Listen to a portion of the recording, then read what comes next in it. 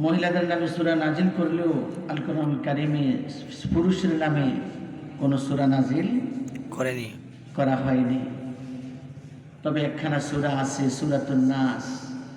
নাস মানে মানুষ।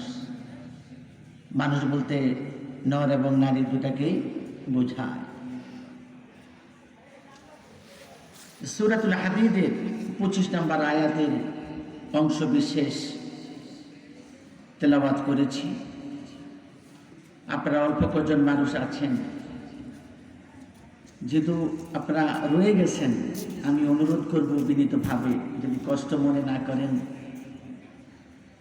যদি আপনারা একটু সামনে চলে আসতেন, আমি সংক্ষিপ্ত কিছু কথা বলবো, কোরআনের কথা চেষ্টা করব আপনাদের সাথে এই কথাগুলো একটু শেয়ার করার জন্য। ভাইদের প্রতি আমি বিনীত অনুরোধ করছি, আপনারা যদি একটু কষ্ট করে সামনে চলে আসেন, কোরআনের মহব্বতে, কোরআনের ভালোবাসায় আমরা আশা করি আল কোরআন আপনাদেরকে সুপারিশ করে জান্নাতে নিয়ে যাবে ইনশাআল্লাহ। ইনশাআল্লাহ। রব্বুল আলামিন আল কোরআনুল কারীমে ইরশাদ করেন, লাকাদ আরসালনা রুসুলানা বিল বাইনাত ওয়া আনজালনা মাআহুমুল কিতাবা ওয়াল মিজান লিইয়ুকিমান নাসু বিল কিসত। আল্লাহ তাআলা বলেন, নিশ্চয় আমি রাসূল প্রেরণ করলাম সুস্পষ্ট নিদর্শন সহ, সাথে একখানা কিতাব দিলাম, মিজান দিলাম, মানদণ্ড দিলাম, যাতে মানুষ ন্যায় নীতি, ন্যায় বিচার প্রতিষ্ঠা করতে পারে। প্রিয় ভাইয়েরা, সামাজিক জীবনে যদি আমরা খুঁজি,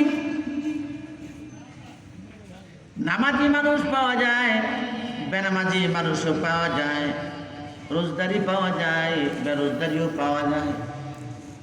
আছে না? আচ্ছা, সৎ মানুষের অভাব নাই, অসৎ মানুষের অভাব নাই, চোরও আছে, ডাকাতও আছে, দুর্নীতিবাজও আছে। আছে না? বোঝা যায় আমরা এমন এক সমাজ, এমন এক রাষ্ট্রে বসবাস করি, এই সমাজ এবং রাষ্ট্র ব্যবস্থায় সব কিছুই পাওয়া যায়। ঠিক, আমরা অলরাউন্ডার, সব আছে। সব থাকার কারণে চোরও আছে, ডাকাতও আছে, দুর্নীতিবাজও আছে, ভালো মানুষও আছেন, অসৎ মানুষের অভাব নাই, বেপর্দা নারীর অভাব নাই, পর্দাশীল নারীর অভাব নাই। সকল আইটেম থাকার কারণে সমাজ এবং রাষ্ট্র ব্যবস্থায় একটা অপ্রীতিকর অবস্থা তৈরি হয়ে যায়। সকল কিছু থাকার কারণে চোর চোরের জায়গা থেকে বল প্রয়োগ করে, ডাকাত ডাকাতের জায়গা থেকে ক্ষমতার প্রয়োগ ঘটায়, দুর্নীতিবাজ যে মানুষগুলো যার যার কলমের জোরে যেখানে যেভাবে সম্ভব সেখানে দুর্নীতি করে যায়। এই জন্য সমাজ এবং রাষ্ট্রে একটা অস্বাভাবিক অবস্থা বিরাজ করে। রব্বুল আলামিন আল কোরআনুল কারীমে একটা ডিজিটাল রাষ্ট্র ব্যবস্থা, একটা ডিজিটাল সমাজ ব্যবস্থা, একটা শান্তিময় সমাজ ব্যবস্থা প্রতিষ্ঠা করার জন্য রব্বুল আলামিন বলেন, লাকাদ আরসালনা রুসুলানা বিল বাইনাত ওয়া আনজালনা মাআহুমুল কিতাবা ওয়াল মিজান লিইয়ুকিমান নাসু বিল কিসত। ও দুনিয়ার মানুষ, তোমাদেরকে বলছি, তোমরা জেনে রাখো, আমি রব্বুল আলামিন তোমাদের জন্য রাসূল প্রেরণ করলাম সুস্পষ্ট নিদর্শন দিয়ে, বর্ণনা দিয়ে, যাতে তোমরা রাসূলকে চিনতে পারো। সাথে একখানা কিতাব দিলাম, সেখানে বাতলে দিলাম তোমাদের জীবন ব্যবস্থায় কি কি আইন কানুন তোমরা মেনে চলবে, এবং মানদণ্ড দিলাম যাতে তোমরা পরিমাপ করতে পারো কোনটা ভালো কোনটা খারাপ, কোনটা ভালো কোনটা মন্দ, তোমরা যাতে এগুলো বিচার বিশ্লেষণ করতে পারো। সব কিছু দিয়ে তোমাদের কাজ হলো একটা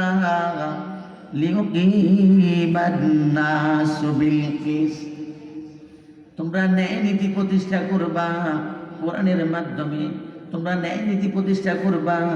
রাসূলকে বর্ণনা দিয়েছি, রাসূল যেভাবে করেছেন তোমরাও সেভাবে করবা। প্রিয় ভাইয়েরা, সামাজিক জীবনে রাষ্ট্রীয় জীবনে দুর্নীতিবাজ খুঁজে পাওয়া যায়, যেমন ভালো মানুষের সন্তানও তেমন পাওয়া যায়। পর্দাশীল নারীর যেরকম সংখ্যার অভাব নাই, বেপর্দা নারীর সংখ্যাও তেমন অভাব নাই। চোর যেমন আছে ডাকাত তেমন আছে। সকল কিছুর সমন্বয়ে আমাদের সমাজ ব্যবস্থা, আমাদের রাষ্ট্র ব্যবস্থা, প্রত্যেকে যার যার জায়গা থেকে যখন ক্ষমতার প্রয়োগ ঘটায় তখন এখানে একটা অপ্রীতিকর অবস্থা তৈরি হয়ে যায়। মানুষ তখন লোভে কাতর হয়ে যায়। লোভ লালসার কারণে মানুষ আত্মমর্যাদা হারিয়ে ফেলেন। তখন ভাই ভাইয়ের কাছে পরিচয় স্থাপন করে না, ভাই বোনের সাথে কানেকশন রাখে না, সন্তান পিতামাতার মর্যাদা দেয় না, পিতামাতা আর সন্তানের মূল্য তার কাছে আর কোনো কিছুই থাকে না। ঠিক। লোভে কাতর হওয়ার কারণে কার সম্পদ কিভাবে কে লুণ্ঠন করবেন, কার উপর কে রাজত্ব করবেন, হিংসা হানাহানি মারামারি বিবাদে জড়িয়ে যায়। আপনারা জানেন ১,৫০০ বছর আগে নবী মুহাম্মদুর রাসূলুল্লাহ সাল্লাল্লাহু আলাইহি ওয়াসাল্লামের আগমনের পূর্ব মুহূর্তের যে একটা সমাজ ব্যবস্থা ছিল, যে একটা যুগ ছিল, এটাকে বলা হয় আইয়ামে জাহিলিয়া, বর্বরতার যুগ, নির্মমতার যুগ, অন্ধকারাচ্ছন্ন যুগ। যে যুগের মানুষগুলো ছিল অত্যন্ত অসভ্য, সভ্যতা বলতে কোনো কিছুই ছিল না।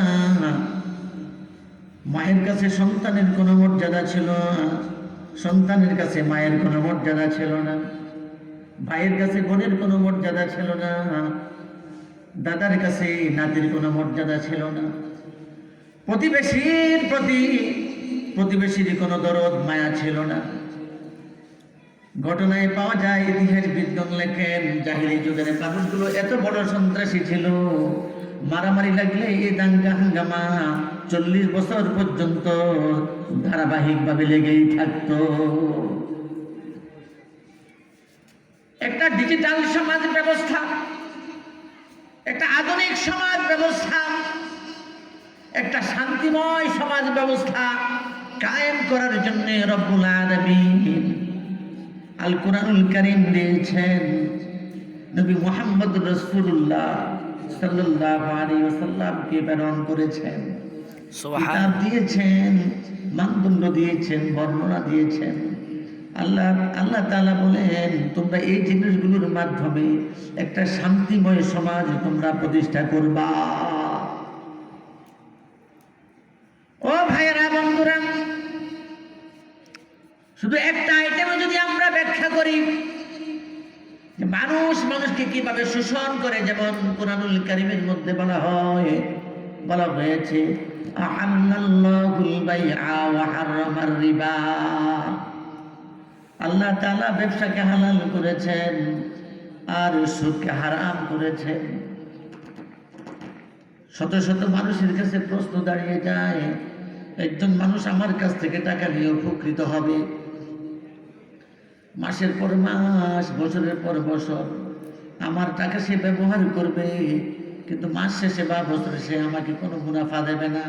এটা কিভাবে হয়? আমাকে কোনো লাভ দেবে না। তাহলে আমার টাকাগুলো কেন আমি তার কাছে রাখবো? সে কেন আমার টাকা ব্যবহার করবে?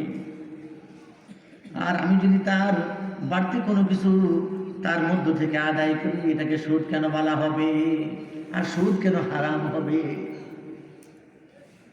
প্রিয় ভাইয়েরা, জাহিলি যুগের মানুষগুলো সকল বর্বরতার মধ্যে এটা একটা বর্বরতা ছিল, তারা সুদের ব্যবসা করত। সুদের ব্যবসার মধ্য দিয়ে তারা দরিদ্র শ্রেণীর মানুষগুলোর উপরে তারা নির্যাতন করত, শোষণ করত। আপনাদেরকে আরেকটা তথ্য দিই আমি, আমাদের দেশের গরিব মানুষগুলোই মূলত ঋণ পরিশোধ করে, ধনী মানুষেরা ঋণ পরিশোধ করে না। সেটা কিভাবে জানে? দেখবেন বড় বড় ব্যাংকগুলো থেকে হাজার হাজার কোটি টাকা বিভিন্ন বড় ধরনের শিল্পপতিরা, ধনী শ্রেণীর মানুষগুলো, বিভিন্ন কোম্পানির মালিকরা লোন হিসেবে নিয়ে নিয়েছে। যুগের পর যুগ চলে যায়, মাসের পর মাস পার হয়ে যায়, বছরের কত অর্থ বছর পার হয়ে যায়, কিন্তু ব্যাংকগুলোর ঋণ এই সমস্ত কোম্পানি আর শিল্পপতিরা পরিশোধ করে না। শহরে বন্দরে যদি যান, দেখবেন মা বোনেরা রাস্তায় মিছিল করে তাদের সামান্য বেতনের জন্য। গার্মেন্টস শ্রমিকরা সকাল 8টায় যায়, রাত 8টায় বেরিয়ে আসে, এত কঠোর পরিশ্রম করি দরিদ্র নারীরা। মাস শেষে তাদের বেতনের জন্য রাস্তায় নেমে মিছিল করতে হয়। আসনা নেই? প্রিয় ভাইয়েরা, বড় বড় মালিকগুলো রাষ্ট্রের রাজস্ব খাত এভাবে লোন হিসাবে নিয়ে নেয়, ব্যাংকগুলো খালি করে দেয়।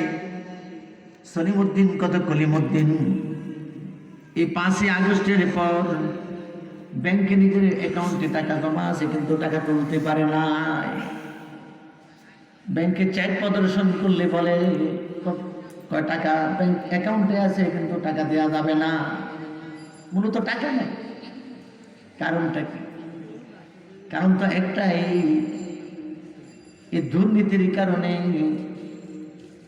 রাষ্ট্রের সমস্ত কিছু লোপাট হয়ে যায়, লুট হয়ে যায়। শুধু বাংলাদেশ নয়, এই ব্যবস্থা সারা পৃথিবীতেই আছে।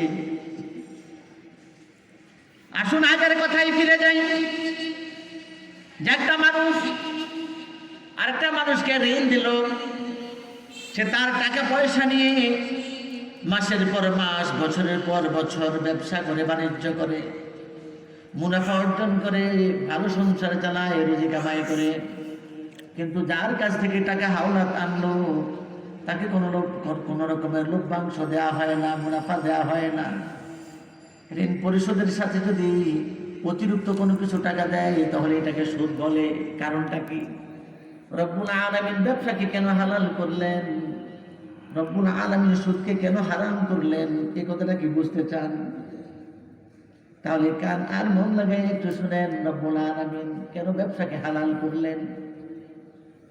আমি যতটুকু জানি, এই নিমসার, শিকারপুর, বাড়িকোটা, বাহিরিপাড়া, গজারিয়া আশপাশের এলাকার মানুষগুলো অত্যন্ত খেতে খামারে কাজ করে, কৃষক মানুষ, তারা ফসল উৎপাদন করেন। আচ্ছা আপনি বলেন তো, এই এলাকার সব মানুষ কি মূলার চাষ করে? সব মানুষ করে না। এই এলাকার সবগুলো মানুষ কি ধানের চাষ করে না।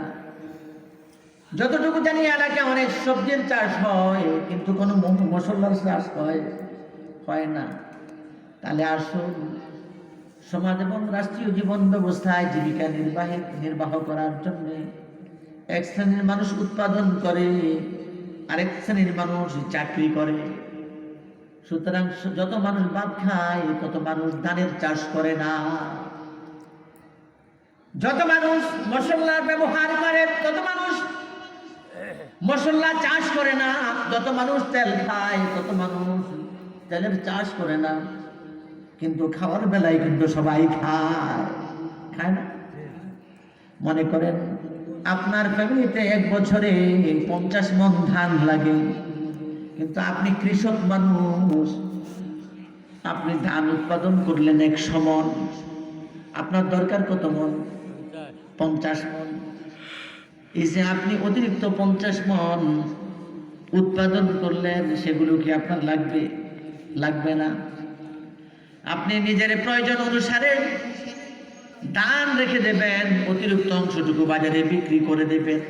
যারা ধানের চাষ করে না কিন্তু ভাত খায়, তারা তাদের প্রয়োজনীয় দান সেখান থেকে কিনে নেয়। যে ব্যক্তি ধান বিক্রি করলো, তিনি কিন্তু তেলের চাষ করেন না, গমের চাষ করেন না, বা অন্য জিনিসের চাষ করেন না। তার প্রয়োজনে অতিরিক্ত ধানটুকু বিক্রি করে তিনি তার রসদপত্রের জন্য, নিজের জীবন ধারণের জন্য এই ধান বিক্রি করা টাকা দিয়ে অন্য কিছু কিনে আনেন না। এতে বোঝা যায় যারা ধান চাষ করে না তারা বাজার থেকে ধান কিনে নিয়ে তাদের প্রয়োজন পূরণ করে। আর যিনি ধান বিক্রি করলেন তিনি তেলের চাষ করেন না, পেঁয়াজের চাষ করেন না, বা অন্য কিছু চাষ করেন না। এই ধান বিক্রি করার টাকা দিয়ে তার পরিবার পরিচালনার জন্য অন্যান্য জিনিসগুলো তিনি কিনে নেন। ঠিক তদ্রূপ একজন মানুষ যিনি যে ধানের চাষ করেন তিনি অতিরিক্ত অংশটুকু বাজারে বিক্রি করেন। যিনি তেলের চাষ করেন তার প্রয়োজনের অংশটুকু রেখে অতিরিক্ত অংশটুকু বাজারে বিক্রি করে দেন। যিনি সবজি চাষ করেন তার প্রয়োজনের অংশটুকু রেখে অতিরিক্ত অংশটুকু বাজারে বিক্রি করে দেন। এভাবে সকল মানুষ যার যা যা দরকার কেউ বিক্রি করে প্রয়োজনের অতিরিক্ত অংশটুকু, আর যার যার দরকার সে তার প্রয়োজনীয় জিনিস বাজার থেকে কিনে নেয়। এই জন্যই রব্বুল আলামিন বলেছেন আহাল্লাল্লাহুল বাইআ, আল্লাহ তাআলা ব্যবসাকে হালাল করেছেন। কেননা বেচা কেনার মাধ্যমে ক্রেতাও লাভবান হয়, বিক্রেতাও লাভবান হয়। কথা ক্লিয়ার? যিনি বিক্রি করেন তিনি বিক্রি করেন, লাভবান হন, তিনি টাকা পান, টাকা দিয়ে তিনি চিকিৎসা চালান, শিক্ষা চালান, অন্যান্য জিনিসপত্র তিনি কিনে নিজে উপকৃত হন। আর যিনি বিক্রি করেন, যিনি কিনে নেন, তিনি তার প্রয়োজনীয় জিনিসটুকু বাজার থেকে কিনে তার পরিবার পরিচালনা করেন। এই জন্য ব্যবসার মাধ্যমে, বেচা কেনার মাধ্যমে ক্রেতাও লাভবান হয়, বিক্রেতাও লাভবান হয়। এই জন্যই রব্বুল আলামিন বলেছেন আহাল্লাল্লাহুল বাইআ, বেচা কেনা হালাল। বেচা কেনার মাধ্যমে ক্রেতাও প্রতারিত হয় না, বিক্রেতাও প্রতারিত হয় না। স্বাভাবিক নিয়মে ক্রেতা দেখে শুনে কেনে। যদি কেউ ভেজাল মেশায় সেটা আবার ভিন্ন মাসআলা। কিন্তু বেচা কেনার মাধ্যমে ক্রেতাও লাভবান হয়, বিক্রেতাও লাভবান হয়। এই জন্যই ব্যবসা হালাল। ওয়া হারামার রিবা, সুদকে কেন হারাম করলেন? মনে করেন এই শিকার পরে একজন মানুষ অভাবে পড়ে গেল, ঘরে কোনো খাবার নাই, ডাল নাই, চাল নাই, তেল নাই, কোনো কিছু নাই। আত্মীয় স্বজনের কাছে গেল, ভাই আমার ঘরে কোনো খাবার নাই, আমাকে কিছু দান করেন। আত্মীয় স্বজন তাকে কিছু দিল না। প্রতিবেশী জমিদারের বাড়িতে গেল, তাকে জানালো, ভাই আমার ঘরে খাবার নাই, আমাকে কিছু দান করেন। এই প্রতিবেশী জমিদার বলে, আমি তোমাকে কোনো কিছু দান করতে পারবো না। অসহায় মানুষ, দরিদ্র মানুষ, স্ত্রীর মুখে খাবার দিতে পারে না, সন্তানের মুখে খাবার দিতে পারে না, নিজের পেটেও খাবার নেই, কি করবে? তখন বললো যে ভাই আমাকে কিছু হাওলাত দেন, আমাকে কিছু ঋণ দেন, আমি 1 মাস 2 মাস 4 মাস 6 মাস পরে আপনার এই ঋণ পরিশোধ করে দেব। এই ধনী মানুষ তাকে কোনো সাহায্য সহযোগিতা করলো না। এই মুহূর্তে সে বলে, হ্যাঁ তোমাকে আমি ঋণ দিতে পারি, তবে একটা শর্ত আছে। কেমন শর্ত? কয় তোমাকে 1000 টাকা দেব, 6 মাস পরে তুমি আমাকে 200 টাকা বেশি দিয়ে, অথবা তুমি আমাকে এখন 1000 টাকা নেবা, 1 বছর পরে তুমি আমাকে 2000 টাকা দিতে হবে। বেচারা অসহায় মানুষ, মা অসুস্থ অথবা বাবা অসুস্থ, অথবা ঘরে খাবার নাই, আত্মীয় স্বজনের কাছে গেল, কেউ সাহায্য সহযোগিতা করলো না। প্রতিবেশীদের কাছে গেল, হাত পাতালো, কেউ সহযোগিতা করলো না। ধনী মানুষের বাড়িতে গেল, যার কাছে টাকা পয়সা আছে, সেও কোনো সাহায্য করলো না। সৎকার টাকাও দিতে পারতো, জাকাতের টাকাও দিতে পারতো, দিল না। শেষ পর্যন্ত ঋণ দিল এই শর্তে 1000 টাকা নিবে, তো 1 বছর পর 2000 টাকা ফেরত দেবে। অসহায় মানুষ টাকা নিয়ে আসলো 1000, উপস্থিত ডাল চাল কিনে হয়তো 1 বেলা 2 বেলা 3 বেলা খাবার গ্রহণ করলো। 1000 টাকা দিয়ে কি কোনো ব্যবসা করা যায়? ঘরে চাল নাই, ডাল নাই, কি খাবে, কি করবে? এই কথাটা অন্যভাবেও বলা যায়। ধরেন শিকারপুরের একজন মানুষ অসুস্থ হয়ে পড়েছে, তার কাছে ডাক্তার থাকে, ডাক্তারের কাছে নিয়ে গেলাম। ডাক্তার পরীক্ষা নিরীক্ষা করে দেখলো তার চিকিৎসার জন্য তার বডিতে ব্লাড কম। ডাক্তার সাজেশন করলো 1 ব্যাগ অমুক গ্রুপের 1 ব্যাগ রক্ত সংগ্রহ করেন, তার বডিতে রক্ত দিতে হবে। তাকে যদি সুস্থ করতে চান, তাকে যদি আপনারা বাঁচাতে চান, চিকিৎসা স্বরূপ তার বডিতে 1 ব্যাগ রক্ত দিতে হবে। তখন এই রোগীকে বাঁচানোর জন্য আত্মীয় স্বজনকে ডাকা হলো। কার গ্রুপের সাথে মিলে খোঁজাখুঁজি করে দেখলো, কোথাও পেল না। শেষ পর্যন্ত এমন এক ব্যক্তির কাছে রক্তের গ্রুপের সাথে মিল হয়ে যায়। এই লোকটা আত্মীয় বা বন্ধু বান্ধব অথবা প্রতিবেশী যে কেউ হতে পারে। তাকে অনুরোধ জানালো, ভাই আমার এই রোগীর চিকিৎসা বাবদ তুমি 1 ব্যাগ রক্ত দাও। সে বলল কি, আমি রক্ত দিতে পারবো না। দিতে পারবো, তবে একটা শর্ত আছে। কি শর্ত? আমাকে 1 বছর পর 2 ব্যাগ রক্ত ফেরত দিতে হবে, বা 6 মাস পর 2 ব্যাগ রক্ত ফেরত দিতে হবে। রক্ত কার বডি থেকে দেওয়া যায়? যিনি সুস্থ মানুষ, সবল মানুষ, প্রয়োজনের তুলনায় যার বডিতে রক্ত বেশি আছে, কি বলেন, তার বডি থেকেই তো রক্ত দেওয়া যায়। উপায়ান্তরে কোনো উপায় নাই। রোগীর চিকিৎসার জন্য রোগীর কর্তৃপক্ষ রাজি হয়ে গেল, ঠিক আছে আপাতত আমাদেরকে 1 ব্যাগ রক্ত দাও। 6 মাস পরে দেখা যাক তোমার 2 ব্যাগ রক্ত কিভাবে ফেরত দেওয়া যায়। ডাক্তারের সাজেশন অনুযায়ী 1 ব্যাগ রক্ত সংগ্রহ করা হলো। এই রোগীর বডিতে 1 ব্যাগ রক্ত দেওয়া হলো। বলেন, রক্ত দিলেই কি রোগী সুস্থ হয়ে যায়? 6 মাস পার হয়ে গেল।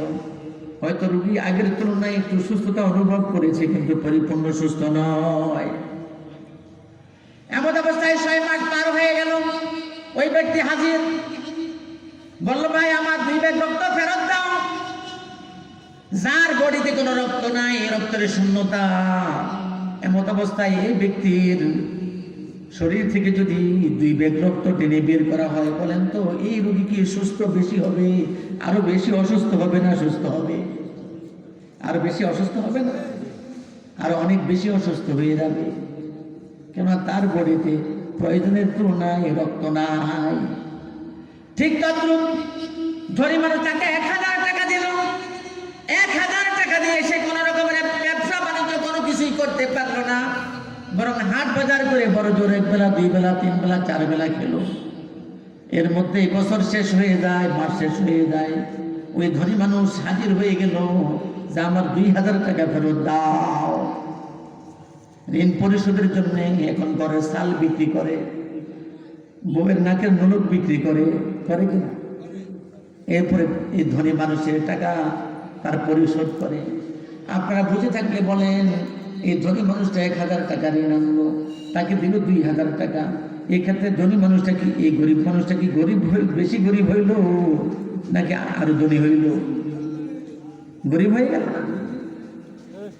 তো 1000 টাকা সে ব্যক্তি অসৎ নাই তার, সেখান থেকে এখন ধনী মানুষকে আরো 1000 টাকা অতিরিক্ত সহ পরিশোধের জন্য এই গহনা বিক্রি করে, ঘরে চাল বিক্রি করে শেষ পর্যন্ত 2000 টাকা জোগাড় করে দিল। এই গরিব মানুষটা আরো গরিব হয়ে গেল না? এতে বোঝা যায় এই যে সুদ দেওয়ার মধ্য দিয়ে গরিব মানুষ আরো গরিব হয়। ঠিক। ব্যবসার মাধ্যমে মানুষ ক্রেতাও লাভবান হয়, বিক্রেতাও লাভবান হয়। কেননা যিনি বিক্রি করেন তিনি বিক্রি করে মুনাফা অর্জন করেন, যিনি কিনে নেন তার প্রয়োজনীয় জিনিসে তিনি পেয়ে তিনি উপকৃত হন। এই জন্য রব্বুল আলামিন বলেছেন আহাল্লাল্লাহুল বাইআ, বেচা কিনা হালাল, বেচা কিনা হালাল।